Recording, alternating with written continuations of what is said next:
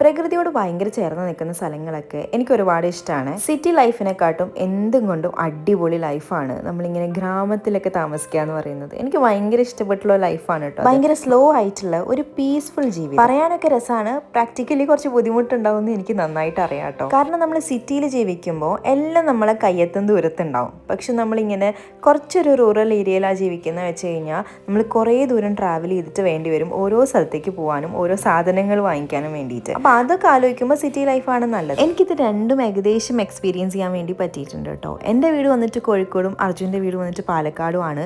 Entirely different ആയിട്ടുള്ള രണ്ട് സ്ഥലങ്ങളാണ് കേട്ടോ. അപ്പോൾ അതുകൊണ്ട് തന്നെ ഇടയ്ക്ക് കോഴിക്കോട് നിന്ന് പാലക്കാട് പോകുമ്പോഴത്തേക്കും ഭയങ്കര ഒരു റിഫ്രഷ്മെൻ്റ് എല്ലാം പുതിയതായിട്ട് കാണുന്നൊരു ഫീലാണ് കേട്ടോ. കല്യാണം കഴിഞ്ഞിട്ട് ഏകദേശം 5 വർഷമായെങ്കിൽ കൂടിയിട്ട് ഞാൻ ഇതുവരെ മലമ്പുഴ ഡാം കണ്ടിട്ടില്ല കേട്ടോ.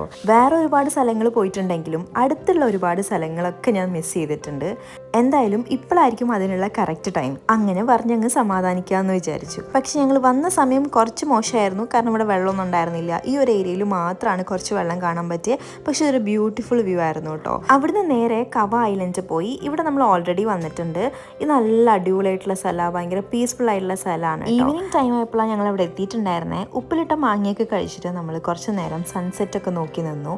ഒരു അടിപൊളി സൺസെറ്റൊക്കെ കണ്ടു കേട്ടോ. എന്തായാലും ഇന്നത്തെ ഡേ ഭയങ്കര എൻജോയ് ചെയ്തിട്ടുള്ള ഒരു ഡേ ആയിരുന്നു. സോ നമുക്കിനി അടുത്ത വീഡിയോയിൽ കാണാം. Till then tata bye, see you and take care.